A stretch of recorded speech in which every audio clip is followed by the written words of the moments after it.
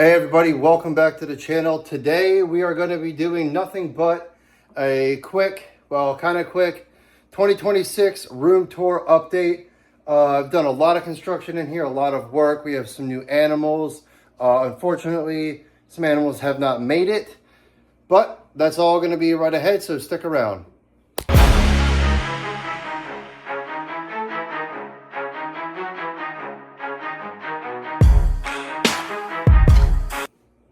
All right, so first on the list is just give you guys a quick brief overview of all the work that I've been doing in here. As you can see behind me, you know, this stack does not look like it used to back in 2025. I built wood supports and dividers for all the enclosures. Then, you know, coming on over here to the 8-foot stack, which is where Dante is at and all that. As you can see now, there's a third row. I got two of my little 3-footers up there, my two arboreal enclosures. And coming on over here, we have 3 more 8-foot enclosures. The boa enclosure down there, one of our black-tailed cribos, one of our yellow-tailed cribos. And then this here is new as of a few days ago. I did the same thing where I built a rolling stand for the bottom, and then I built some dividers out of 2x4s instead of 2x6s because they're only 3-foot enclosures. So yeah, came over here, got a bunch of new enclosure designs going on. We'll get to that in a minute. And coming back around over here, we have our little red sofa, our 55-gallon saltwater aquarium. Back there are our wire racks where we have our babies, some of our smaller snakes, our isopod colonies and stuff like that. And then if you can see over here, we got our alien defender. And then there's another stack of 4-foots back here. And I also built a rolling stack for that. So this is kind of how the room is looking now. I'll give you a quick little overview of everything. So yeah, that is basically the room. So I am going to go ahead and take my ugly face off of this video, flip the camera around and show you guys all the enclosures. So just real quick, we're in here, we got enclosures there. Zoom out. This is kind of how the room is looking now. We got all these enclosures going on.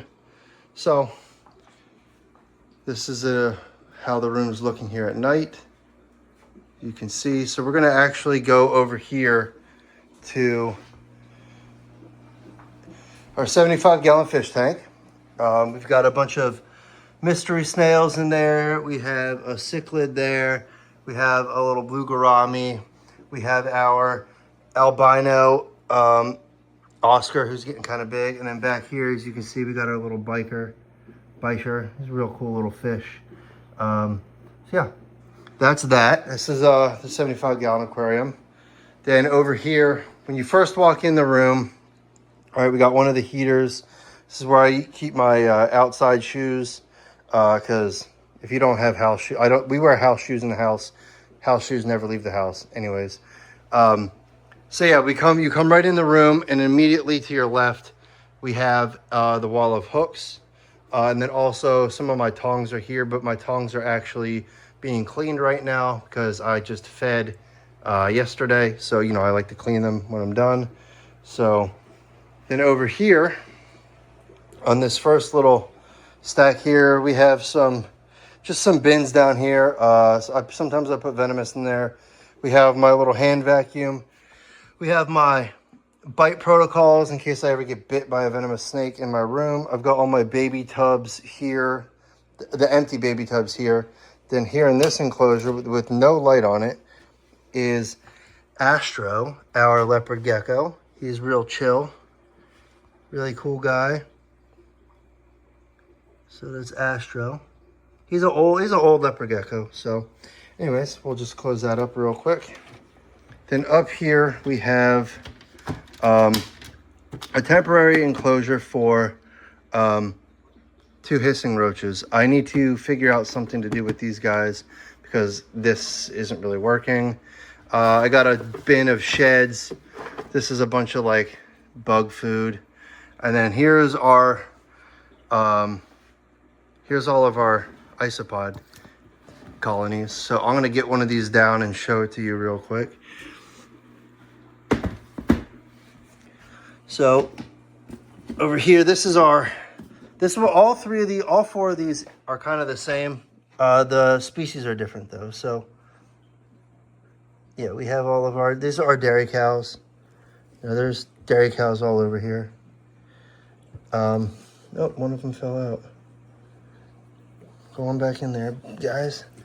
Anyways, actually, you know what? It's kind of dark in here. Let me turn on the light real. Okay, sorry about that. I had to turn the light on real quick. I don't like using the light in here too much, although it really does make it look kind of nice on camera anyways. But in person, this room looks so much better without these bright lights on. So anyways, here's one of our kitties. That is Dexter. Yep. So anyways, all right, we'll go back over to the tour.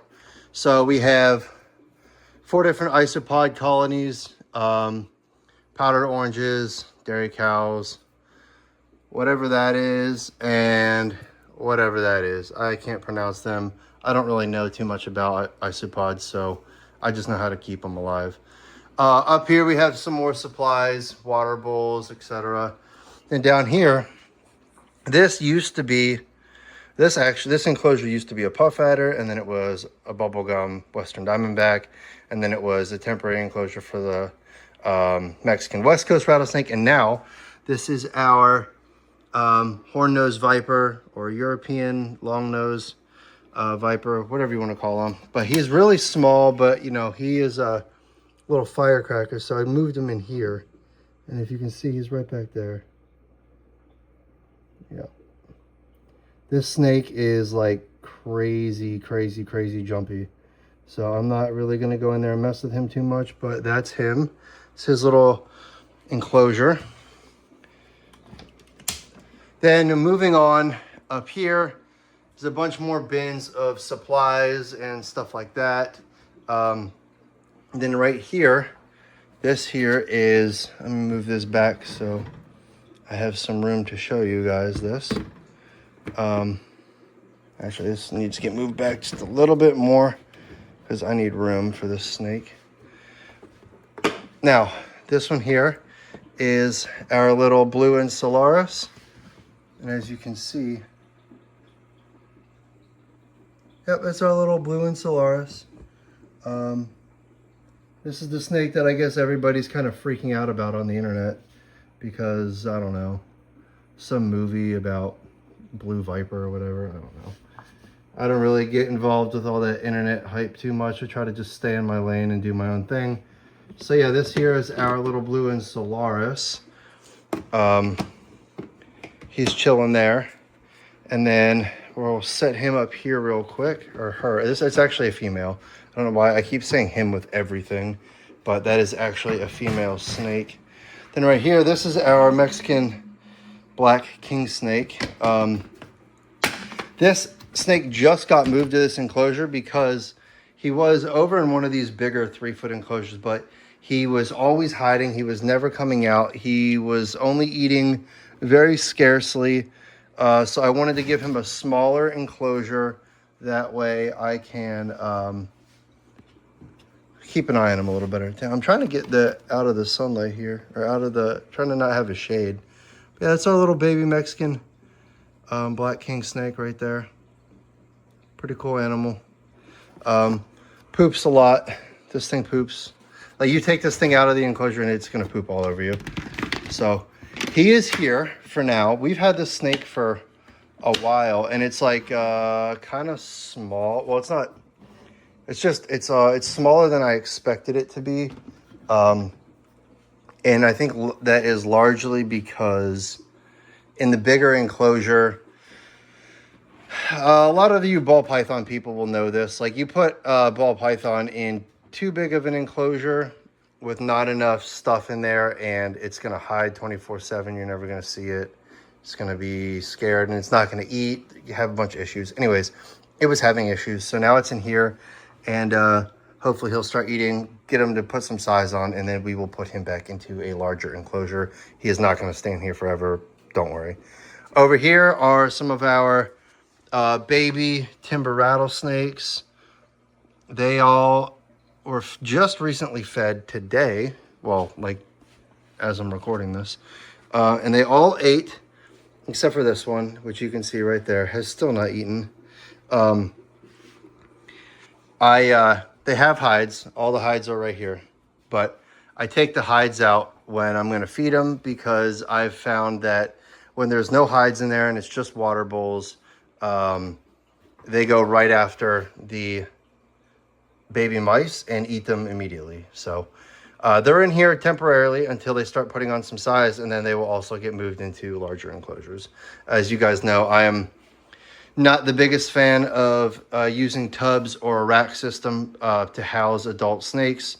However, or snakes permanently for that matter. But however, there are, babies and smaller snakes that sometimes it's really good to use tubs with because, it just helps out. Down here is our dubia roach colony in there. And then over here is just some more supplies and stuff like that. So that's it for all the animals on this rack. Over here is my cart, my utility cart, where I have all my tools and all sorts of stuff on here. If you guys want to see a video of all the tools and equipment and things that I use in here every single day to maintain this room, let me know and I'll do like a full cart breakdown for you guys.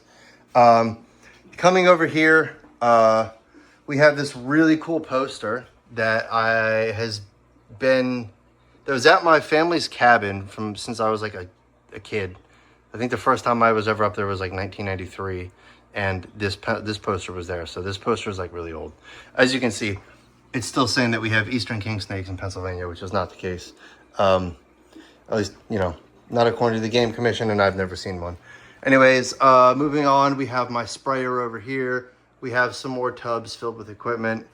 And then in this enclosure here, this is one of our Bothrops mugeni, which is the Brazilian lancehead right there. Now I'm actually kind of surprised. This thing usually, since it's like 6 o'clock in the evening right now, usually this thing is like jumping out crazy, but this one here I got from my buddy Ryan. Yeah, this is a really cool snake. Anyways, very dangerous snake, and I don't play with this snake at all.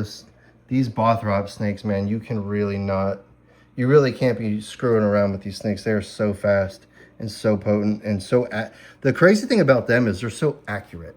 When they strike, they're accurate. So yeah, this is the Bothrops enclosure. Then down here, this is a new enclosure. I will actually slide this open so you guys can see it because this glass is kind of like not really good, but I just redid this one here. This is a big 4-foot, and this is my timber enclosure. I got my timbers right there, my adult timbers right there. I got this wood here, all these rocks over here. We'll slide this over here. And then there's actually like a whole like cave system over here that they can go get back up into. But as you can see, they're all just looking at me right now, seeing what's going on. So yeah, this here is the timber enclosure, the timber cave. I think I want to put another light here so I get some illumination over here. But honestly, I kind of like that it's like kind of dark in there, which is nice. Then moving on down here to this enclosure, very, very simple enclosure. And this is just the big girl Delilah, my big female eastern diamondback. As you can see, she is a very hefty snake. She is, I would say this cage is 48 inches long, and she stretches well past that. So I'm assuming she's probably at the 5 foot mark or so, probably right around 5 feet, somewhere right in there. Before we move on, let's lock this back up. All right, so I have my curtain over my sliding door here, one of my plants, my big, beautiful Monstera Thai constellation. Yeah, so moving over here, this here is where the Western Diamondbacks used to be. I dumped the water out. I just actually got done doing water bowls a few minutes ago. So yeah, I dumped the water. Anyways, there's nothing in this enclosure right now. I moved everything. So Then moving up here, we have our West African Gaboon Viper, who looks very dull at the moment. And that's because this snake is deep in shed and is about to shed for me, which is really exciting because these snakes don't shed a lot. Then up here, this is one of my new enclosures that you guys probably saw on the video from yesterday. That I did this, like I scaped this for the video. So if you guys haven't watched it already, my vlog room update video from last week or yesterday, whenever this comes out, is there. But anyways, yeah, this is my African puff adder enclosure, my Namibian puff adder, who is also going into shed. I don't know if you can see the eyes. The eyes are kind of glazed over and this thing's kind of dull. But yeah, this here is my puff adder enclosure. I'm really happy with the way this turned out. I think it looks really cool. There's a heat lamp here. I'm going to be hooking that up very soon. And then, you know, this here will be a little basking area. Yeah. So then moving on over here, down here, this here is the enclosure you guys are familiar with. This is our lavender false water cobra enclosure, which she is right there chilling. Our female lavender false water cobra.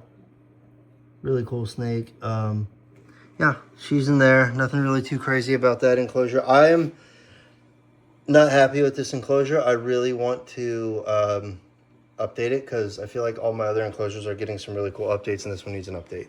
So this one here is where the Mexican West Coast rattlesnake used to be.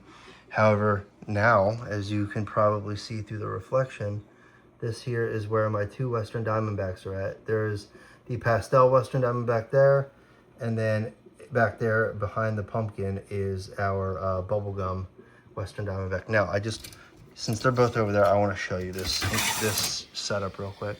Look at this setup. Look how cool this setup is. It's got a skull right there.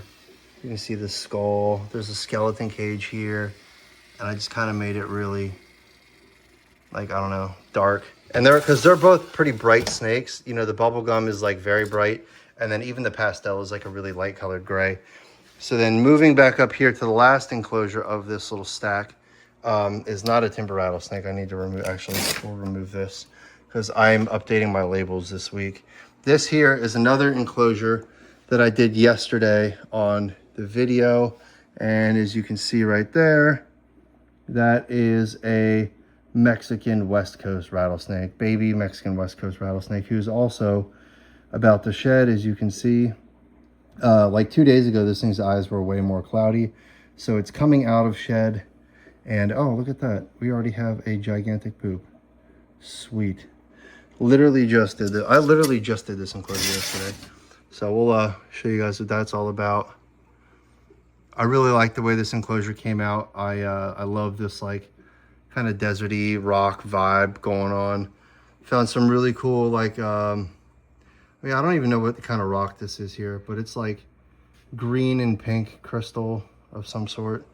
And like I think that's granite right there. I don't really know, but it looks cool. I love it. I'm obsessed with the way this looks. So let me know in the comments, what do you guys think of these two enclosures that I just redid? The puff adder enclosure and the Mexican West Coast enclosure. Let me know which one you guys like more. The Mexican West Coast enclosure, which is this one here, or the puff adder enclosure, which is here. Let me know which one you like more and why, please. So that's that little stack right there. And you know, I kind of did the same thing that I did before. I built this little frame here, put caster wheels on it so this whole structure can move. And then I built frames. You know, there's a support here, a support here, a support here, a support in the middle. There's a bunch of supports running across each one. So that's why these enclosures now have like 40, 50, 60 pounds of rock in there, because the doobie enclosures before I don't think would have been able to hold that much weight in the bottom. But now that there's like support beams running across, all the weight sitting on the support beams, you can pretty much stand in it or put whatever you want in there. Anyways, coming back here, we'll start at the bottom. Oh, this is our Hypo Het Jungle boa. He's this is an 8-foot enclosure, so you know it's a pretty decent sized boa. He's probably like 6 feet. Probably 6 or maybe 7 feet long. I don't know. He can stretch out a little bit more that way, and he's pretty far. So there's our male boa. It's usually hiding or in the humid hide, which is back there, or it's soaking in this big water bowl here, which, you know, you can't really see. But yeah, that's him. This is Guts' enclosure. Guts here is our male black-tailed Crebo. As you can see, he's right there. Is our male black-tailed Crebo, and then his head is right there. He's a really chill snake. That's why I can like put my whole body in here, and he does not even care. The snake is really chill. Then he also has a humid hide over there. This is his big 8-footer, 8x2x2. Up here is Vegeta's enclosure. He is not in here, so I will show you. His humid hide is right there. And then he's got a bunch of other stuff going back here. His water bowl. And this is Vegeta's enclosure. Vegeta is our male yellow-tailed Crebo. And then, as I was saying, Guts is our black-tailed Crebo, male. One of them, anyways. We have 2 male black-tailed Crebos, but only 1 male yellow-tailed Crebo. But he is actually over here with our female right now. So we'll see that in a second. Up here is an empty enclosure. I need to put something in there. There's just nothing in there.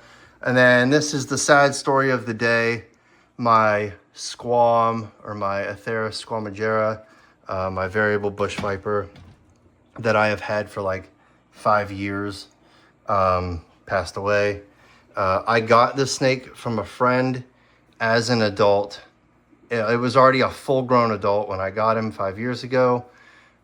So I'm not really sure what happened. He was eating fine.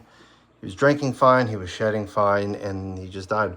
So I think maybe he was just old. Because we have no idea how old the snake was. I mean, as far as I know, the snake could have been 15 years old. You really have no idea. So anyways, then over here, this is our Boega cyanea, which is our green cat-eye snake, who's like really, really starting to color up nicely. You can see a lot of blues in between her scales. Like right in there, you can see a lot of blue in her scales. She's actually, this is a male, I'm sorry, his scales. Silver eyes, solid black mouth. Very good eating snake for me. So this is his enclosure. Let me close this back up. Then over here, this here is our Florida king snake, which is it's a white-sided king snake. Let me see if I can find this snake for us real quick, because I don't know exactly where it is. Oh, right there. Let me pick him up real quick, or pick her up. I'm gonna set this down and I'll show you guys this snake.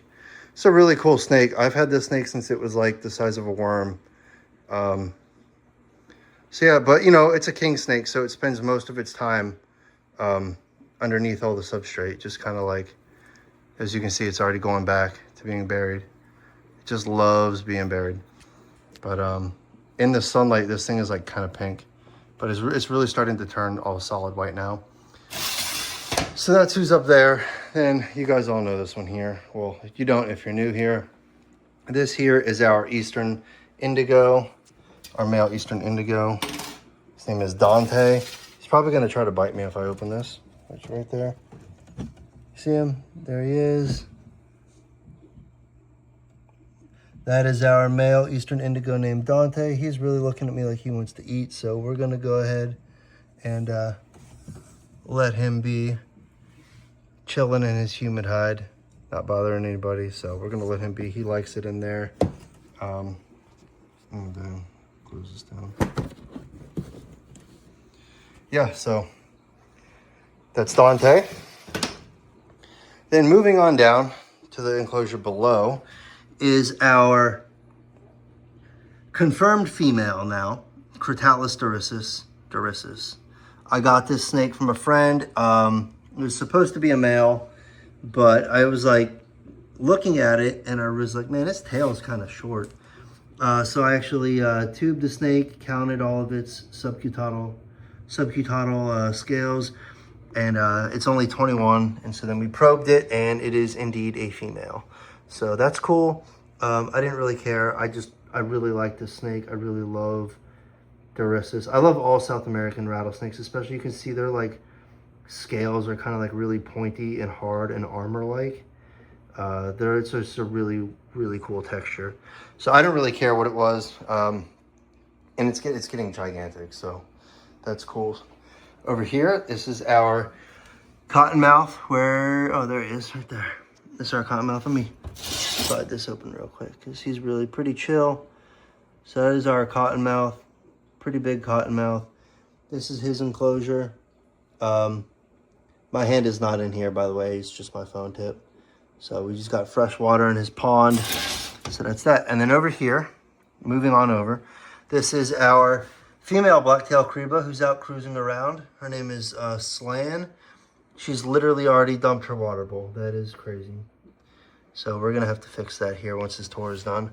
Her humid hide is here. She's all crawling around, so we're not going to really bother her. Then up here above, this here is our yellowtail Crebo's enclosure, which has Bulma and Vegeta is in here too now. So I need to see what they're up to. Oh, look at that. They're locked. Their tails are locking up. So that's sweet. That is really cool. We're going to leave them go. They're literally locked up breeding right now. So that is awesome. Sweet. It is January 6th or 7th today. So they're breeding. That's awesome. That's really cool. We did not have any luck with them wanting to breed or lock last year. They ran away from each other. They wanted nothing to do with each other. But it looks like this year that is different. So then coming back up here, top right is our canebrake, who's way back there. This is an Oklahoma locality canebrake that was given to me by a friend who found it in a woman's bathroom. Literally, she like went to use the bathroom and the snake was just chilling in her bathroom. It looks really dull right now because you can already tell by its eyes. Its eyes are really glazed over. It's coming out of shed as well. But this snake, when it's like freshly shed, these tans and stuff, there's like some crazy pinks and like cream colors in this snake. It's a really cool snake. And if you're wondering why all this substrate is wet here, I dumped out the old water and just added fresh water. Dumped out the old water, cleaned out the water bowl, and then added new water. The water wasn't really dirty, so I'm not like, so I either use it for my plants or I just dump it on the ground in their enclosure. Anyways, coming back over here to this enclosure, just right to the left of it, same thing, is our Southern Pacific rattlesnake. This one's really cool. I love this one's like really, really dark. You guys can actually get a good view of it now. He's always like hiding up here on this branch up there for some reason. But like right now, you can see how dark he is. He's really dark. Really like deep blues and slates, like a dark gray, almost like a blue-nosed pit bull color. Like if you know what a blue-nosed pit bull, this like gray right here, like that's kind of what that is. So then that is that stack right there. I just showed you this stack. Showed you this stack. So now we're scooting on over here to this stack. We're going to go up here, and this is where I had kept my other adult timber rattlesnake, but there's not a timber rattlesnake in here anymore. And I don't know if you guys can see, but right there, those scales, that is a Argentine boa, a female Argentine boa. She's all curled up there in the back. So I will see. Actually, no, I'm not going to get in there and mess with her. She gets really stressed out when I move her enclosure, so we just moved her, so we're just going to leave her be. Anyways, coming right on down are the two snakes in this room that probably deserve the most, or that command the most amount of respect out of anything, and that's our Crotalus terrificus, or the Cascabel rattlesnake. doing a little bit more research on these, their venom toxicity is through the absolute roof. They are one of, if not the most toxic rattlesnake on the planet. I know everyone says the Mojave and this, that, and the other, but some of the literature on these guys are saying that these have an LD50 value of zero point 0.1, I'm sorry, 0.11 to 0.13, which is literally twice as potent as black mamba venom, because black mambas have a 0.25 or a 0.22 LD50 through the intravenously, and these guys have a 0.13. It's like literally on par with sea snakes and kraits, and like, yeah, it's wild. Anyways, I know that the Mojave is also really high up there, but yeah, I don't know.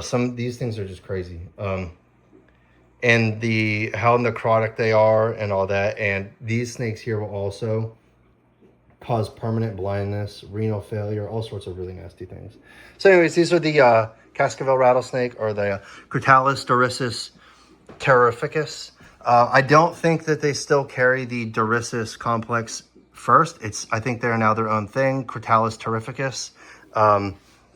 However, trying to narrow down the entire dorissus complex thing with the South American rattlesnakes, there's so much not misinformation, there's so much conflicting information.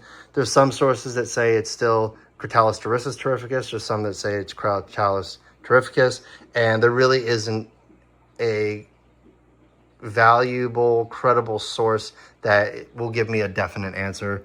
Also, along with the venom too. That's why I'm not saying this is more toxic than a Mojave or a tiger rattlesnake. But based on the research, I think that, yeah, they're pretty bad. Then down here is our our other Bothrops mugeni, Brazilian lancehead. This one's really cool looking, and I kind of wish that he was out a little more. Or she, actually, yeah, this is a she. She was out a little more. Actually, yeah, you can get a pretty good view of it there. Because this snake's pattern is absolutely wild. The lack of pattern in the back with the tiny little upside down smiley faces everywhere. This thing is really, really cool. So yeah, this is her enclosure here. I also got her from a friend who's no longer keeping. And yeah, she's really starting to put on some weight. She's really starting to look nice and chunky. She's alive. She's eaten for me multiple times now. So yeah, she is doing great. Then up here, we'll come all the way over here. And right here is our Arizona black rattlesnakes. There's a male and a female in here. This is the Crotalus cerberus.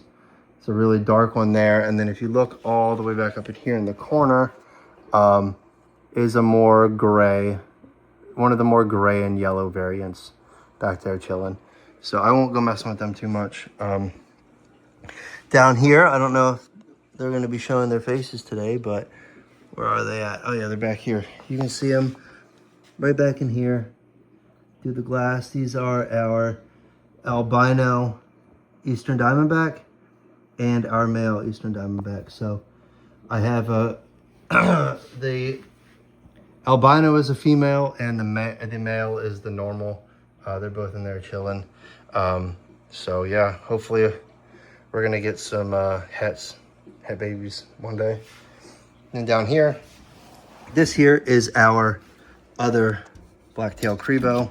He is probably like 2 years old or so. He's back here chilling. I purchased him from a friend of mine named Jay, who produces some really, really unique black-tailed Crebos. So this is his little enclosure here. His humid hide, which is like really moist and wet, that he goes into every now and then. But as you can see, it's not super humid here, but it's not like not humid either. But yeah, he's doing really good.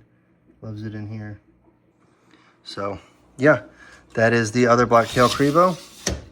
And I do believe that is every snake that we have in this room so far. So with that, I'm gonna go ahead and show you guys, spin you guys around a little bit more. And just kind of, I think we're gonna wrap up the video after I'm done with this. So this is what it looks like over here. All of our enclosures.